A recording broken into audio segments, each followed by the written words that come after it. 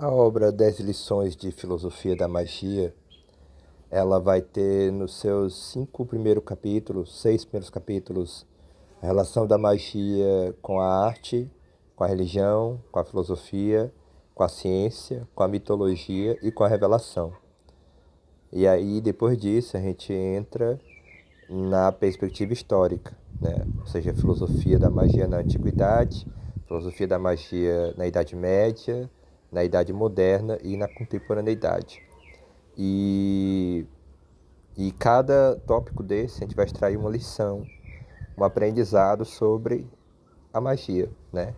Seja um aprendizado histórico, seja um aprendizado mais filosófico, relacionado com outras áreas como a arte, né? A ciência, então tem um certo tom interdisciplinar também nessa obra, mas ela também vai ter um fundo doutrinal, filosófico, no sentido de que na parte histórica é, eu vou fazer uma culminação em Novalis, né? A partir do idealismo mágico de Novalis para pensar a magia na contemporaneidade. Então, para bom entendedor, tem aí uma influência muito forte do romantismo alemão na minha perspectiva filosófica esotérica sobre a magia, né? Então, quem vai perceber isso aí, vou tentar deixar claro, obviamente, isso também, quando chegar no último capítulo, que é a filosofia da magia na contemporaneidade. E aí, o que acontece? Eu estou na escrita da filosofia da magia na antiguidade, porque até porque os capítulos anteriores, ainda que não escritos, eles serão fáceis de escrever, bastante fluidos, né?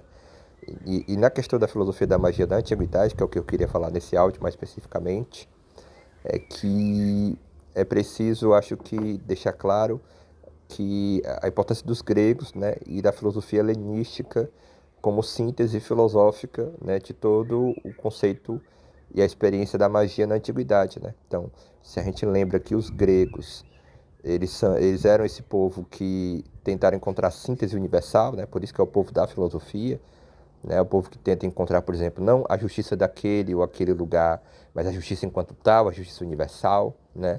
Começa ali com Platão na República, etc. E tal. Então, a filosofia, enquanto busca pelo universal, ela é muito devedora do espírito grego, né?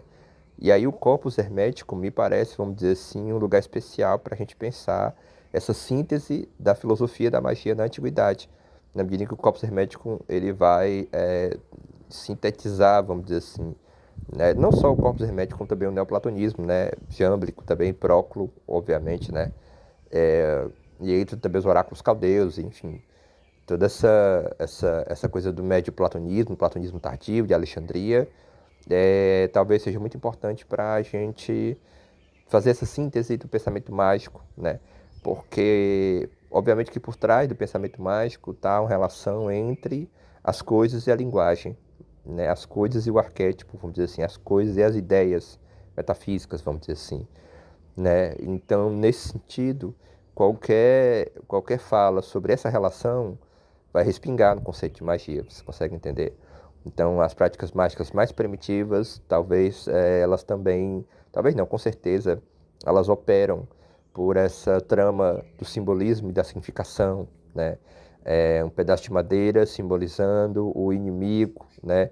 E aí jogar uma flecha nessa madeira para simbolizar, vamos dizer assim, um ataque sobre o inimigo, por exemplo, né? Então, enquanto aí tem uma relação de simbolismo, né? Relação coisa e significante, significado, né? Vamos dizer assim. Então, nessa perspectiva, quando se vai pensar uma ontologia, ou seja, uma fala sobre o ser da realidade, você diz que a realidade, tudo está dentro de cada coisa, né? Então, essa perspectiva explica, por exemplo, por que é que a gente pode fazer uma estátua de um Deus e aquilo ali acessar, vamos dizer assim, a força daquele Deus, né? Porque tudo está em tudo. Obviamente, se numa determinada coisa eu der mais uma ênfase naquilo, eu vou atrair como que um espelho, né, uma similitude, a força e a virtude daquilo. Então aí tem, obviamente, também uma ontologia da imagem, né? A imagem não é só algo que representa, mas a imagem é algo que evoca e que guarda um poder intrínseco, né? Então é importante a gente lembrar que quando se pensa o conceito de imagem no mundo pré-cartesiano, a imagem ela não é meramente uma mera cópia de alguma coisa que a gente está pensando, né? Que a gente quer representar, mas ela extrai a virtude daquilo. E aí, obviamente, no Renascimento, no Hermetismo, do Renascimento ali, da alquimia, isso fica muito claro, né? Mas é isso.